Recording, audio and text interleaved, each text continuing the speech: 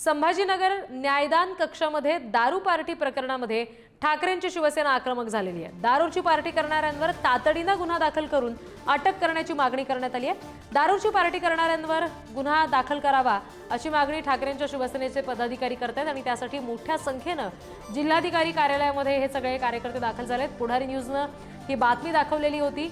संभाजीनगरमध्ये न्यायदान कक्षात दारू पार्टी सुरू असल्याची बातमी पुढारी न्यूजने दाखवली। या संदर्भातला भांडाफोड केला होता आणि आता याची दखल विविध स्तरात घेतली जाते। ठाकरेंची शिवसेना याबाबत आक्रमक झालेली आहे। जिल्हाधिकारी कार्यालयामध्ये आता या सगळ्या संदर्भामध्ये गुन्हा दाखल व्हावा, संबंधितांना अटक व्हावी या मागणीसाठी पदाधिकारी पोहोचलेत। ही दृश्य आपण पाहतोय। आणखी तपशील घेऊया प्रतिनिधी सचिन जिरे यांच्याकडून। सचिन, पुढारी न्यूजने दाखवलेली ही बातमी आणि आता त्याचा विविध स्तरामध्ये घेतल्या जाणाऱ्या दखल आहे, ही अत्यंत महत्त्वाची बाब म्हणावी लागेल। सध्या जिल्हाधिकारी कार्यालयात नेमकं काय घडतंय, पदाधिकाऱ्यांची मागणी काय आहे? रिद्धी ठाकरेंच्या शिवसेनेचे शहराध्यक्ष बाळासाहेब थोरात आणि शहरातले इतर सर्व पदाधिकारी या ठिकाणी आता जाब विचारण्यासाठी जिल्हाधिकारी कार्यालयामध्ये दाखल झालेले आहेत। सध्या ते निवासी जिल्हाधिकाऱ्यांसोबत आपलं जे काही म्हणणं आहे ते मांडत आहे। त्यांचं प्रमुख मागणी अशी आहे की जी कर्मचारी जे कार्यालयामध्ये दारू पित होते त्यांच्यावर तातडीने गुन्हा दाखल करून त्यांना अटक करण्यात यावं।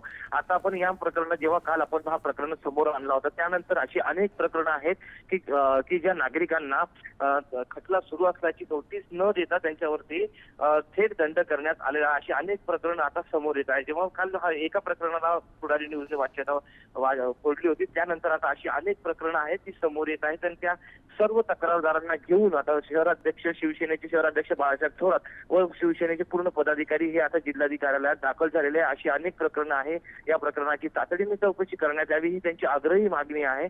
यामध्ये जे मध्यमी कर्मचारी त्यांच्यावरती गुन्हा दाखल व्हावा ही त्यांची मागणी आहे। त्यामुळे संतप्त प्रतिक्रिया त्यांची या ठिकाणी पाहायला मिळतात आणि शिवसैनिक सध्या आक्रमक झालेले आहे त्यांच्या मागणीला घेऊन। रिद्धी जी निश्चित सचिन, आता त्याच्यामुळे या सगळ्याची दखल कशी घेतली जाते जिल्हाधिकाऱ्यांकडून हे पाहावं लागेल आणि याबाबत आता कारवाई कशा पद्धतीने समोर येते हे सुद्धा बघणं महत्त्वाचं असेल।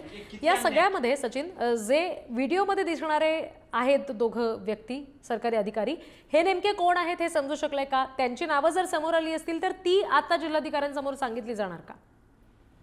त्यांची जी संपूर्ण नावं आहेत ती एक त्यामध्ये क्लार्क आहे जे केनेकर नावाचे आहेत, त्यांचं देखील ते नाव या ठिकाणी सांगितलं जाते। ते दुसरे जे आहेत तर ते शिपाई आहेत आणि जे तिसरे आहेत जो ते समोर आलेले नाही। त्यामुळे सर्व प्रकरणाची चौकशी झाली पाहिजे आणि यामध्ये हे फक्त तिघच आहेत की यामध्ये हे कुणाचे हस्तक आहेत, हे कुणा या तक्रारदाराकडून पैसे घेऊन अजून कुणाला देतात का, ही सर्व चेन आहे का, या सिंडिकेट आहे का, याची देखील चौकशी केली गेली पाहिजे अशी मागणी देखील या ठिकाणी शिवसैनिकांकडून केली जाईल। कारण की आपण जर पाहिलं की फक्त तीनच नव्हे, एवढ्या निर्धास्तपणे हे एका न्याय मंदिरात जर दारू पित असेल तर यांच्या मागे निश्चितच कुणीतरी असू शकतो असा कयास देखील, असा संशय देखील सध्या व्यक्त केला जातो। त्यामुळे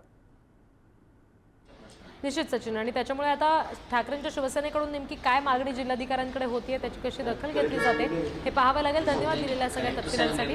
पुढारी न्यूजने दाखवलेली ही बातमी आहे आणि या संदर्भात आता ठाकरेंची शिवसेना आक्रमक नोंदवल्या गेला पाहिजे। नाही तर उद्या आम्ही दारूचा अड्डा म्हणून इथं लावून टाकू। लावायचं का? नाही कळवल्या नाही, तुम्ही करणार आहे का नाही हे सांगा। निर्णय कलेक्टर सर तुम्ही कलेक्टर साहेब सांगा त्यांना दाखल करा। म्हणजे तुम्ही करणार नाही का? म्हणजे तुम्ही त्यांना पाठीशी घालणार आहे का? सर जसं आदेश नाही सर, आदेश नाही म्हणजे तुमच्या प्रेमासेस मध्ये उद्या काही चाललं तर तुम्ही काही करणार नाही का? असं अजिबात होणार नाही। मग हे काय प्रूफ आहे? सगळ्या मीडियामध्ये छापून आलेलं आहे तरी तुम्ही मान्य आहे ना, पुरावे आहेत ना। मग काय बरं नाही झालं? हो पण गुन्हा का नाही दाखल झाला? कलेक्टर सर मला अजून कलेक्टर सर नाही तुम्ही सांगा त्यांना की सिस्टम नाही, सांगा त्यांना, फोन लावा, विचारा त्यांना। मी नाही कुठे म्हणतो निवासी उपजिल्हाधिकारी म्हणून आपली काही जबाबदारी नाही आहे।